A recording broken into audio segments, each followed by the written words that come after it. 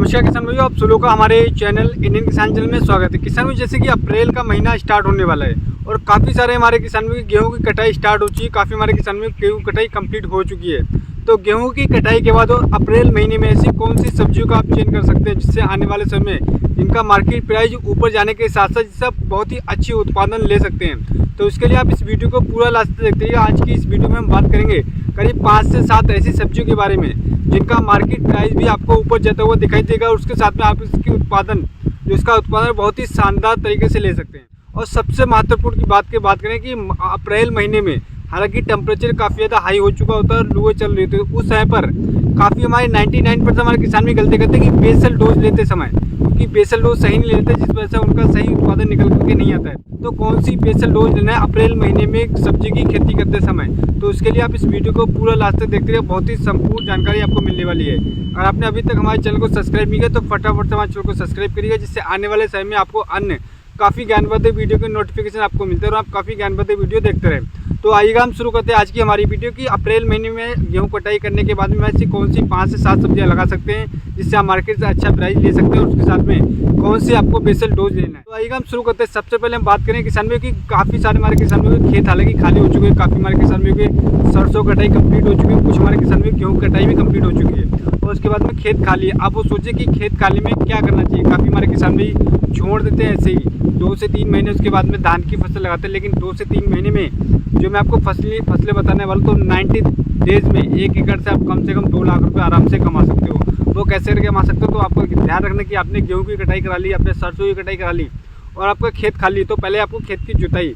काफ़ी हमारे किसान की गलती यहीं पे करते हैं कि खेत की तैयारी सही नहीं कर पाते, जिस वजह से उन्हें सब्जी का उत्पादन अधिक नहीं मिल पाता है। उस वजह से उनका जो फ्रूट का साइज होता है, जो सब्जी का साइज होता है वो छोटा रह जाता है। तो आपको क्या करना है, सबसे पहले आपको कल्टीवेटर से एक बार जुताई कराना है, उसके बाद में आपको रूटावेटर से जुताई करके कंप्लीट कर देना है। अब बात करते हैं भाई कि कौन कौन सी खादों का प्रयोग करना है। तो दोस्तों मैं आपको बताना चाहूँगा, आप इस वीडियो को पूरे लास्ट तक देखते हैं। सबसे महत्वपूर्ण खाद है वो है हमारे किसानों को मैं आपको बताना चाहूँगा कि आपको सड़े हुए गोबर की खाद प्रति एकड़ कम से कम 4 ट्रॉली सड़े हुए गोबर की खाद का प्रयोग करना है। अगर आप सड़े हुए गोबर की खाद का प्रयोग नहीं करें तो आप कोई सी भी रासायनिक खाद डालेंगे आपको अच्छा रिजल्ट बिल्कुल भी नहीं मिलेगा। 50-50 रिजल्ट आपको मिलेगा। और आप 100% रिजल्ट लेना चाहते हैं तो आपको सड़े हुए गोबर की कम से कम 3 से 4 ट्राली प्रति एकड़ के हिसाब से डालना है। और उसके बाद में आप कोई भी फसल लगाएंगे, कोई भी सब्जी लगाएंगे, बहुत ही शानदार आपको उत्पादन देखने को मिला। तो आपको खेती तैयारी करते समय क्या करना है, आपको रूटावेटर जुताई करना है। पहले कल्टीवेटर, फिर रूटावेटर, फिर आपको डाल देना आपका सड़े गोबर खाद, एक बार और रूटावेटर डालना, आपका खेत तैयार है। अब हम बात करते हैं कि आपको कौन सी सब्जियां लगाना है। तो सबसे पहले जो सब्जी है, काफ़ी हमारे किसान भाई इस सब्जी को फरवरी मार्च में लगा चुके हैं, लेकिन अगर आपका खेत खाली नहीं हुआ था और आप सब्जी लगाने के बारे में सोचे तो ये बहुत ही परफेक्ट समय पीरियड है। वो सब्जी है भिंडी। भिंडी जिसे हम ओकरा भी बोलते हैं, किसान की नंबर 1 फसल मानी जाती है और इसका लगाने की बहुत ही शानदार तरीके से आप इसे उत्पादन ले सकते हो। मार्केट प्राइस भी बहुत ही शानदार ले सकते हैं। लेकिन आपको क्या ध्यान रखना है भिंडी की खेती करते समय, जैसे कि मैंने आपको पहले बताया, आपको बेसल डोज क्या लेना है, तो उसके लिए आप इस वीडियो को पूरा लास्ट देखते रहिएगा। और आपको खेत की तैयारी जैसे मैंने आपको बताई उसी तरीके से करना है, सड़े हुए गोबर की खाद का प्रयोग करना है। अब यहाँ पे कन्फ्यूजन आता है, काफ़ी हमारे किसान बोलते हैं कि हम बेड विधि से भिंडी की खेती करें या हम जैसे ये ओपन फील्ड आप देख रहे हैं, ओपन फील्ड में भी कर सकते हैं। काफ़ी सारे हमारे किसान भी इस चीज़ से कन्फ्यूजन में हैं। तो मैं आपको बता दूं कि आप दोनों विधि से भिंडी की खेती करके और एक समान उत्पादन ले सकते हो। बेड विधि से करेंगे तब भी आपको उतना ही उत्पादन देखने को मिलेगा और वही आप ओपन फील्ड में लगाते हैं और भिंडी की खेती करते हैं तब भी आपको उतना ही उत्पादन देखने को मिलेगा। काफ़ी हमारे किसानों को कन्फ्यूज है कि उसमें ज़्यादा उत्पादन निकलेगा, लेकिन ऐसा बिल्कुल नहीं। मेरा खुद का एक्सपीरियंस है जो मैं आपको बता रहा हूँ। दोनों तरीके से मैंने ला के देखा, कोई भी फ़र्क देखने को नहीं मिला है। आप ला के देंगे तो आपको भी कोई फ़र्क देखने को नहीं मिलेगा। तो आप दोनों विधि से लगा सकते हैं, लेकिन आपको ध्यान रखना आपको उस खेत का चयन करना है जहाँ पर पानी निकलने की व्यवस्था हो, यानी कि वाटर होल्डिंग कैपेसिटी कम होना चाहिए। क्योंकि काफ़ी हमारे किसान भी की भिंडी की फसल सड़ गई, जिस वजह से उन्होंने जो खेत होते हैं तराई क्षेत्र में लगाए थे, जिस वजह से उनके पानी ज़्यादा भर गया, उसके बाद उनकी भिंडी की फसल सड़ गई, उन्हें काफ़ी ज़्यादा घाटे का सामना करना पड़ा। तो आपको ऐसा बिल्कुल भी नहीं करना। आपको ध्यान रखना है कि आप उस खेत का चयन करें जहाँ पर पानी निकलने की व्यवस्था हो और आप भिंडी की खेती करके बहुत ही शानदार पैसा ले सकते हैं। तो आप भिंडी की खेती करके बहुत ही शानदार उत्पादन ले सकते हो। दूसरी सब्जी के बारे में बात करूँ दोस्तों, तो आप दूसरी सब्जी इस समय पर लगाना चाहते हैं और काफ़ी सारे हमारे किसान में लगा रहे हैं, वो है लौकी। काफ़ी सारे हमारे किसान में लौकी नवंबर दिसंबर में लगाई थी, पालज विधि से लगाई थी, बेड विधि से लगाई थी, उनकी लौकी स्टार्ट हो चुकी है और आने वाले समय अप्रैल और मई में उनका खात्मा हो जाएगा, उन सब्जियों का खत्म हो जाएगी। और वहीं अगर आप लगा देंगे इस समय पर लौकी अप्रैल में और अप्रैल मई के लास्ट में आपकी लौकी स्टार्ट हो जाएगी, तो आप लौकी से ही बहुत ही शानदार उत्पादन ले सकते हैं, क्योंकि लौकी 40 से 45 से 50 दिन में आपकी हार्वेस्टिंग स्टार्ट हो जाएगी। जो पहले की लौकी लगी हुई थी वो खत्म हो जाएगी और आपके लौकी जैसे स्टार्ट होगी और वैसे ही आपको एक प्लस पॉइंट स्टार्ट होगा, आपकी वेटिंग सीजन स्टार्ट हो जाएगी, यानी कि डिमांड मार्केट में और ज़्यादा बढ़ जाएगी। इस वजह से लौकी का प्राइस बहुत ही शानदार आप ले सकते हैं। लौकी की प्राइस की बात करें तो अभी करीब 10 से 20 रुपये प्रति किलो के हिसाब से चल रहा है और आने वाले समय में इसका प्राइस और इंक्रीज होगा, क्योंकि मार्केट में शॉर्टेज हो जाएगी, वेटिंग सीजन स्टार्ट हो जाएगा। तो आप लौकी की खेती करके बहुत ही शानदार तरीके से उत्पादन ले सकते हैं। और यहाँ पर भी काफ़ी हमारे किसान में कन्फ्यूजन है कि हम बेड विधि से लगाएं, क्या हम ओपन फील्ड में लौकी लगाएं या हम मचान विधि से लगाएं। तो दोस्तों मैं आपको बता दूंगा कि अप्रैल महीने में अगर हम लौकी की खेती करते हैं तो मई जून में आपकी हार्वेस्टिंग, यानी कि मई के लास्ट में आपकी हार्वेस्टिंग स्टार्ट होगी। तो आप ज़्यादा से ज़्यादा ध्यान रखिए कि आप मचान विधि से लगाएं, तब आपको अच्छा उत्पादन देखने को मिलेगा। आपका जो फ्रूट होगा उसका साइज़ बहुत ही शानदार देखने को मिलेगा। आपका साइज़ अच्छा होगा तो आप मार्केट से अच्छा पैसा पैदा कर पाएंगे, क्योंकि आने वाले समय में आगे आपको बारिश भी देखने को मिलेगी, जिसमें काफ़ी फ्रूटों का, काफ़ी इंसेक्टिसाइड का। तो दोस्तों आप लौकी की खेती करके बहुत ही शानदार उत्पादन ले सकते हैं। लौकी आप जाते लगाइए, मचान बीज लगाइए, तब आपको बेहद अच्छा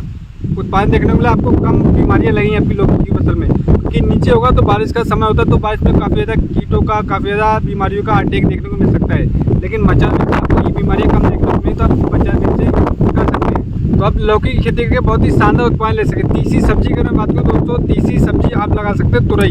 लौकी की तरह इसकी खेती हो, तुरई की खेती करके आप बहुत ही शानदार उत्पादन ले सकते हैं। तुरई का जो प्राइस है इस समय पर 30 से 40-45 रुपये प्रति केजी चल रहा है। और भाई नवंबर दिसंबर में जिन हमारे किसान में तुरई की खेती करी थी उनका जैसे कि आप अभी अप्रैल में लाएंगे और मई जून में आपकी स्टार्ट होगी हार्वेस्टिंग, तब उस समय पर पहले लगाई तुरई मार्केट में खत्म हो चुकी है और आपकी स्टार्ट होगी।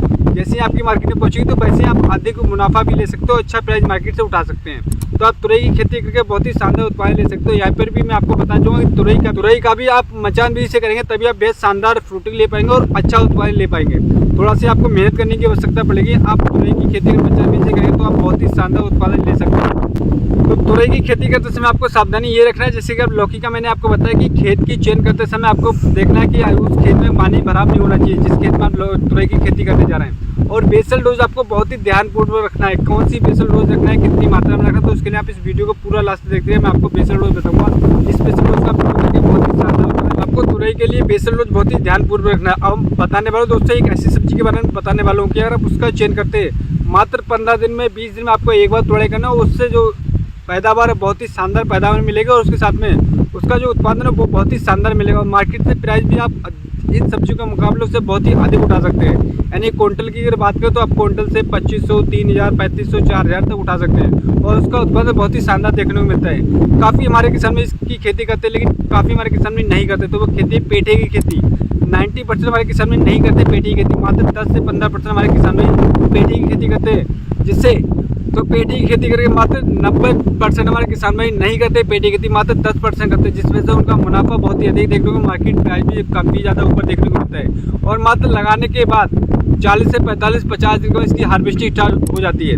काफ़ी सारे हमारे किसानों का सवाल होता है कि भैया हम रोज़ रोज़ तुड़ाई नहीं कर सकते सब्जी को, तो आप रोज़ रोज़ तुड़ाई नहीं करना चाहते हैं तो आप पेठी की खेती कर दीजिएगा। मात्र 15 से 20 दिन में एक बार आपको तुड़ाई करनी पड़ेगी और इकट्ठा आप ले आकर मार्केट में बेच सकते हो। प्राइस भी आप बहुत अच्छा ले सकते हैं। और उत्पादन की तो आप बात ही छोड़ दो, इसका उत्पादन बहुत ही शानदार निकलता है। अगर मैं एकड़ की बात करूँ तो आप एकड़ में कम से कम 7 से 8-10 बार भी इसकी हार्वेस्टिंग करके कम से कम 1 एकड़ से 5 से लेकर 8 लाख रुपए भी बहुत ही आसानी के साथ कमा सकते हो मात्र 3 महीने में। तो आप पेठी की खेती करके बहुत ही शानदार उत्पादन ले सकते हैं। उसके लिए क्या आपको सावधानी रखना है तो दोस्तों मैं आपको बता दूँगा कि आपको बेसल डोज ध्यानपूर्वक लेना है और खेत की तैयारी करते समय आपको उस खेत का चेंज करना है जहाँ पर पानी रुकने की व्यवस्था नहीं, पानी निकलने की व्यवस्था होना चाहिए, क्योंकि आने वाले समय बरसात भी होगी। अगर पानी खड़ा रहेगा तो आपकी फसल सूखने की समस्या बन सकती है। तो आपको ध्यान रखना उन खेतों का चयन करना जहाँ पर पानी निकलने की व्यवस्था हो। और बेसल डोज आपको ध्यान रखना है, कौन सी बेसल डोज रखना है, तो उसके लिए आप इस वीडियो को पूरा लास्ट से देखते रहें। और सड़े गोबर की खाद का प्रयोग 100% आपको करना ही, अगर आप नहीं करेंगे तो आपका उत्पादन भी कम होगा, साइज भी छोटा रह जाएगा। तो आप पेठी की खेती करके अप्रैल महीने में बहुत ही शानदार उत्पादन ले सकते हैं। और दोस्तों मैं आपको 2 ऐसी सब्जियों के बारे में बताने वाला हूँ, मात्र फ्री में, आपको कोई भी लागत लगाने की ज़रूरत नहीं है। आप उससे लाखों रुपए यानी कि दूसरी अन्य सब्जी के मुकाबले इससे बहुत ही अधिक मुनाफा ले पाएंगे। तो वो कौन सी सब्जियाँ, तो दोस्तों आप इसके लिए आप इस वीडियो को पूरा लास्ट तक देखते रहिएगा। तो दोस्तों मैं आपको बता दूं, अगली जो सब्जी मैं आपको बताने वाला हूँ ये फ्री की सब्जी है, यानी कि फ्री में आप इसको लाकर बहुत ही शानदार उत्पादन ले सकते हैं। जैसे कि आप लौकी की खेती कर रहे हैं, तुरई की खेती कर रहे हैं और 10 बाई 10 में आप कर रहे हैं मचान में, तो जो आपका खाली स्पेस है तो उस जगह पर आप धनिया की खेती करके बहुत ही शानदार उत्पादन ले पाएंगे।